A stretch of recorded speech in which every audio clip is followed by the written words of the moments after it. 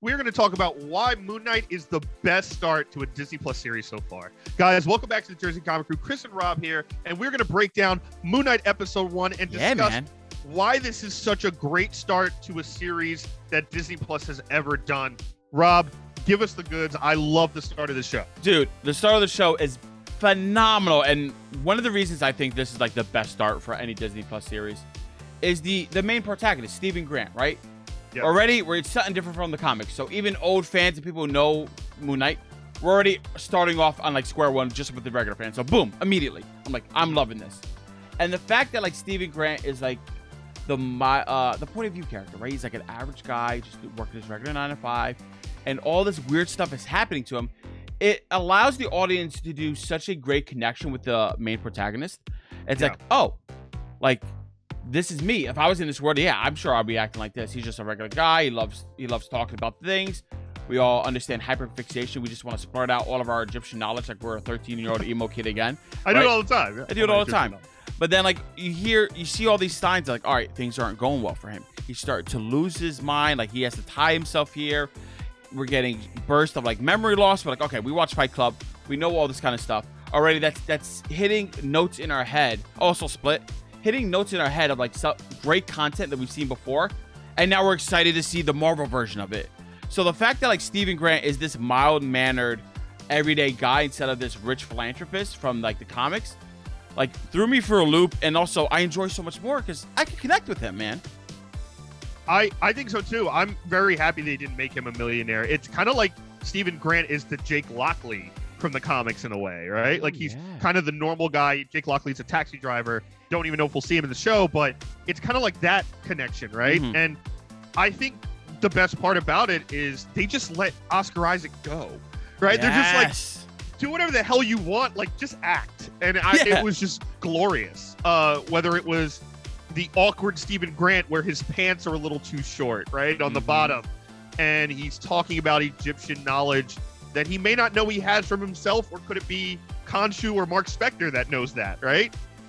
And the fact that you don't know what's real in this show at all, almost every time, right? Oh, like, they do that it's so seamless that like you can't tell what's real or not, like when you're seeing things. So when you see Khonshu coming in and like walking, you're like, is this real or is this not? Because he's a god, he can be. And by the way, I also love in the first episode, we hear Khonshu's talking to him, and then we see Mark like talking to Stephen Grant. Like we get all of that in the first episode, something I could justifiably see any other network or any other show stretching out. And I love that we're getting so much so fast, but it's also done in bits and pieces, if that makes sense. Yeah, a lot of people are already, yelling, of course, it's comic fans, right? About, oh, they Disney-fied it. They took out all the cool parts and the fight scenes we wanted to see. It's one episode, people. We're probably going to see it next week. Yeah, and we're focused on the mystery. Like, you got to set up before you see all the craziness. Exactly. And I love how they started, right? You had Arthur Harrow putting glass in his shoes, and immediately you're already in the story, and it's telling you, no, this is a different type of crazy,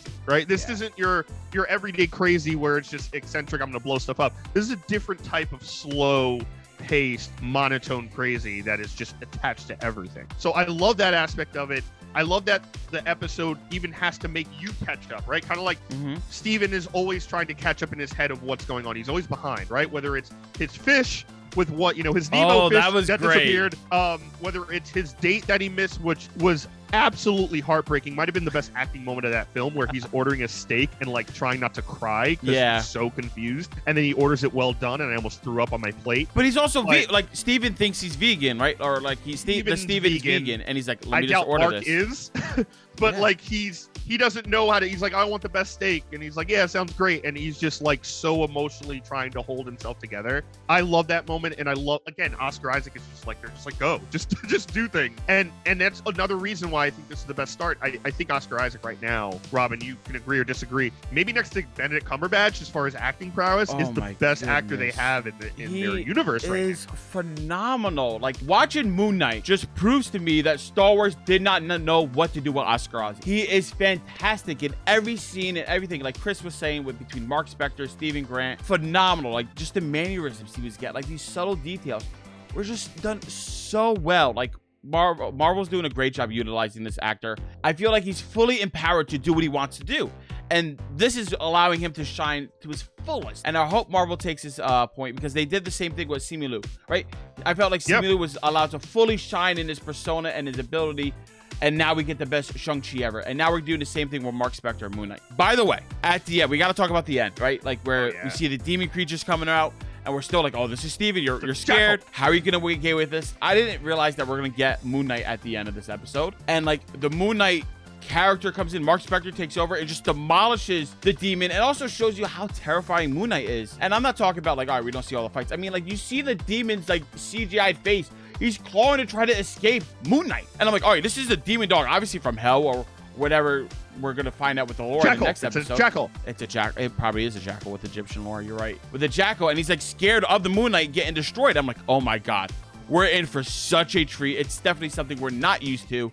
Marvel, chef's kiss. You started out this show the best you ever have. And I can't wait to see what episode 2 brings us. Yeah, I'm really excited too. And I love the puzzle pieces, right? Where if you're a fan of the comics, it might be a little jarring to see like the differences, but it makes sense. If you're a common person who's just getting into this for the shows, you don't really know much about the comics, it's going to take you on a little ride, but it's not too far-fetched that you can't follow, right? You know he's got some type of personality disorder. You know that, there's going to be a primary and a secondary, and it's all starting to connect already.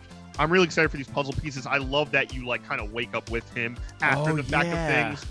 And obviously they're going to show the other side of it down the line, probably in the next episode. But I'm very excited for this. I'm excited to see Ethan Hawke's character flesh out. We saw Arthur Harrow do this like kind of thing. He has a mystical tattoo that measures your worthiness and measures if you're a good person, and like we saw that old lady just get like her life force sucked out. So I'm interested to see that, if he actually is Arthur Harrow or something else connected more to the gods. That's going to be a great character. I'm thinking very monotone and creepy, so like I don't know, Rob. I don't know. He might be a conduit to the gods. We're going to talk about that in a separate episode.